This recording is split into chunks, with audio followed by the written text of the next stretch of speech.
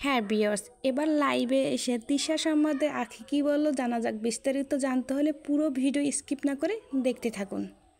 আমার ফেসে কোনো গোটা নেই। গোটা উঠে কাদের জানো? যাদের হচ্ছে মন পরিষ্কার না, তাদের ফেসে গোটা উঠে।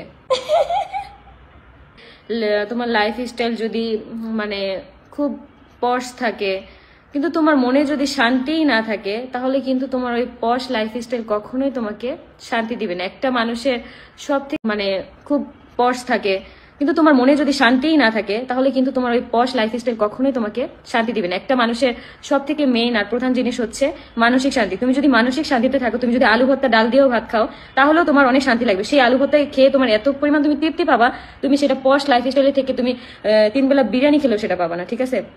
দামি দামি জামা কাপড়, তারপর হচ্ছে গাড়ি বাড়ি থাকলে মানুষ সুখী হতে পারে না। মানুষের মনের মধ্যে সেই শান্তিটা থাকতে হয়। সেটা যদি থাকে, অবশ্যই তুমি হচ্ছে ভালো থাকতে পারবা। ঠিক আছে? যেমন এই যে আমার বাবার বাড়ির কথাই আমি বলি, আমাদের কিন্তু আহামরি কোনো টাকা পয়সা নেই, আমাদের কিন্তু পশ লাইফ স্টাইল নাই।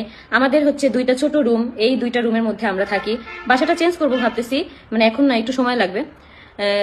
তো আমরা কিন্তু আলহামদুলিল্লাহ খুব ভালো আছি। আমাদের বাসায় কিন্তু ডেলি ডেলি মুরগি মাছ মাংস রান্না হয় না, আমরা কিন্তু সব মিলাই ঝিলেই খাই, যেহেতু আমাদের একটা মধ্যবিত্ত ফ্যামিলি। একদিন দেখা যায় আলু ভর্তা করলে, তারপরের বেলা হচ্ছে ডাল।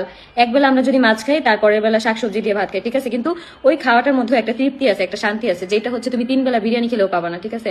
আর আমাদের লাইফ স্টাইল খুবই সাধারণ।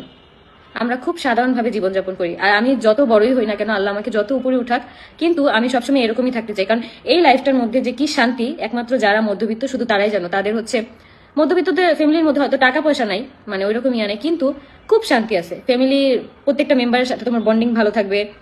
মানে যাই খাও, অল্প খাও, কিন্তু সবাই একসাথে মিলেমিশে খেলে সেই জিনিসটারই খুব বরকত হয়। যেমন আমি আমার লাইফটাকে যেমন ভাবে রান করতেছি, আমার ছেলের লাইফটা আমি যেমন ভাবে রান করতেছি, আমি আমার ক্যামেরায় আমার ভিডিওতে আমি সবকিছু ওইরকমই দেখাই। আমি পশ ভাবে কোনো কিছু দেখাই না, আজকে এইটা কিনলাম কালকে ওইটা কিনতেছি, আমার ফার্নিচার এত এত দামি দামি দামি দামি ড্রেস আপ করতেছি, আমি কখনোই এরকম কিছু দেখাই না। আমি যে জিনিসটা আমি 200 টাকা দিয়ে কিনি, সেটা আমি তোমাদের সাথে শেয়ার করি, যেটা আমি 200 টাকা দিয়ে কিনছি। যেটা আমি 10 টাকা দিয়ে কিনি, সেটা আমি তোমাদের সাথে শেয়ার করি, যেটা আমি 10 টাকা দিয়ে কিনছি।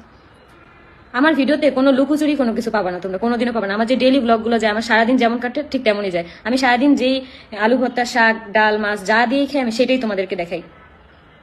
আমার ভিডিওর মধ্যে কোনো কোনো কিছু মিথ্যা পাবা না। অনেকেই ভিডিও বানায় যে আজকে এইটা কালকে সেটা, ভিডিওর মধ্যে এত দেখানোর মতো কিছু না। আমি যেমন, আমাকে যদি সবাই এমন ভাবে অ্যাকসেপ্ট করে, এটাই আলহামদুলিল্লাহ। দেখানো জিনিসও বোঝা যায়, আর যেটা হচ্ছে রিয়েল সেটাও বোঝা যায়। মানুষ সবই বুঝে। ঠিক আছে? লাইফ যখন যেরকম সেইভাবে আমাদের থাকতে হবে। আল্লাহ আমাদের কপালে যা রাখছে তাই হবে।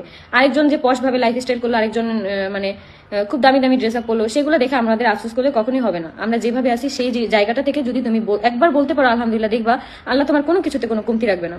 সেই জিনিসটাই তুমি মানসিক ভাবে এত শান্তি পাবা, সেই কাপড়টা পরে তুমি এত শান্তি পাবা, সেটা তুমি 1 লাখ টাকা দামের একটা ড্রেস পরলেও পাবা। হ্যাঁ ভিউয়ার্স, আখি যেন হাতকে ছেড়ে আসার পরে অন্যরকম একটা জীবন পেয়েছে। হ্যাঁ ভিউয়ার্স, ভিডিওটা কেমন লাগলো অবশ্যই কমেন্ট করে জানাতে আপনার মতামত ভুলবেন না।